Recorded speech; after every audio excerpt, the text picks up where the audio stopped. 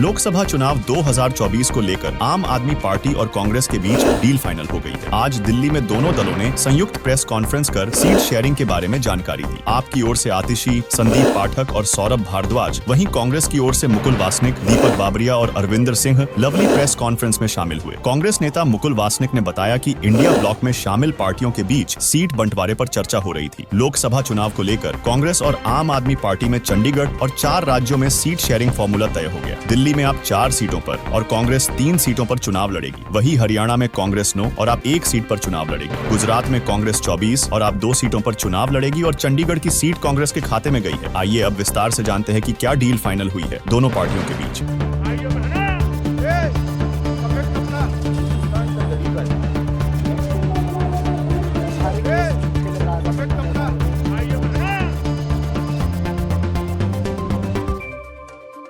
आम आदमी पार्टी और कांग्रेस के बीच दिल्ली में डील फाइनल हो गई है। दिल्ली समेत 5 राज्यों में आप कांग्रेस के गठबंधन के बारे में मुकुल वासनिक ने बताया कि आप और कांग्रेस गुजरात, दिल्ली, हरियाणा, गोवा और चंडीगढ़ में गठबंधन में चुनाव लड़ेगी। दिल्ली में आम आदमी पार्टी 4 सीटों पर चुनाव लड़ेगी। कांग्रेस के खाते में चांदनी चौक समेत 3 सीटें गई हैं। वहीं चंडीगढ़ लोकसभा सीट और गोवा की दोनों सीटों पर कांग्रेस प्रत्याशी उतारेगी। हरियाणा में 9 सीटों पर कांग्रेस और 1 सीट पर आम आदमी पार्टी चुनाव लड़ेगी। गुजरात में आम आदमी पार्टी 2 सीटों और कांग्रेस 24 सीटों पर चुनाव लड़ेगी। बता दें कि गुजरात में लोकसभा की 26, हरियाणा में 10, दिल्ली में 7, गोवा में 2 और चंडीगढ़ में 1 सीटें हैं। आम आदमी पार्टी दिल्ली में नई दिल्ली, वेस्ट दिल्ली, साउथ दिल्ली और ईस्ट दिल्ली लोकसभा सीटों पर चुनाव लड़ेगी। वहीं Congress north east, north west और चांदनी चौक सीटों पर चुनाव लड़ेगी। गुजरात में आम आदमी पार्टी भरूच और भावनगर लोकसभा सीटों पर चुनाव लड़ेगी। वहीं हरियाणा में कुरुक्षेत्र लोकसभा सीट पर अपना प्रत्याशी उतारेगी। मुकुल वासनिक ने कहा कि वर्तमान में भारतीय लोकतंत्र के सामने खड़ी चुनौतियों से निपटने के लिए आप कांग्रेस ने एक साथ लोकसभा चुनाव लड़ने का फैसला किया है। उन्होंने कहा कि हम अपने अपने सिंबल पर चुनाव लड़ेंगे, लेकिन एकजुट होकर लड़ेंगे और बीजेपी को हराएंगे। वही आपको बात दे कि दोनों दलों ने पंजाब को लेकर कोई जानकारी नहीं दी, जिसके बाद स्पष्ट हो गया है कि कांग्रेस और आम आदमी पार्टी ने इस सीमावर्ती राज्य में एकला चलो रे की रणनीति अपनाने का फैसला किया है। बता दें कि पंजाब में भगवंत मान के नेतृत्व वाली आम आदमी पार्टी के साथ गठबंधन को लेकर कांग्रेस की राज्य इकाई कई बार शीर्ष नेतृत्व के सामने विरोध जता चुकी है। पंजाब कांग्रेस के नेताओं का कहना है कि मान सरकार ने उनके कई नेताओं के खिलाफ बदले की भावना से कार्रवाई की है। कांग्रेस के कई नेता जेल में हैं। ऐसे में राज्य में आपके साथ गठबंधन हुआ तो कांग्रेस को फायदे की जगह नुकसान ही होगा। अब आइए जानते हैं कि दिल्ली में 2014 और 2019 के चुनाव में क्या समीकरण थे। अगर दिल्ली में 2014 के पैटर्न पर वोटिंग होती है तो आप और कांग्रेस के साथ आने से बीजेपी की राह मुश्किल हो सकती है। साल 2014 के लोकसभा चुनाव में दिल्ली की सभी 7 सीटें बीजेपी ने जीती थी, लेकिन तब पार्टी का वोट शेयर 46.6% रहा था। आम आदमी पार्टी 33% वोट शेयर के साथ दूसरे नंबर पर थी। कांग्रेस पार्टी का वोट शेयर 15% रहा था। इस तरह अगर 2014 के नतीजों को आधार माने और आप कांग्रेस के वोटों को जोड़ दें तो यह लगभग 48% बैठता है, यानी बीजेपी से 2% ज्यादा। इतने वोट शेयर के अंतर से नतीजे पलट सकते हैं और बीजेपी के लिए दिल्ली की सभी सीटें जीतनी मुश्किल हो सकती है। लेकिन अगर 2019 के नतीजों को देखें तो यह आंकड़ा भाजपा के पक्ष में चला जाता है। साल 2019 के लोकसभा चुनाव में बीजेपी ने दिल्ली में लगभग 57% वोट हासिल किए थे और सभी 7 सीटें जीती थी। बीजेपी का वोट शेयर जिस चांदनी चौक लोकसभा सीट पर सबसे कम रहा, वहां भी उसे लगभग 52% वोट मिले थे। अब 2024 के लोकसभा चुनाव में वोटिंग पैटर्न 2019 का ही रहा तो आप और कांग्रेस के साथ आने से भी बीजेपी की सेहत पर कुछ खास असर नहीं पड़ेगा। बाकी आप और कांग्रेस का ये गठबंधन काम करेगा या नहीं, इसके बारे में आप हमें कमेंट में बताएं और वार्ता 24 न्यूज चैनल को सब्सक्राइब करें।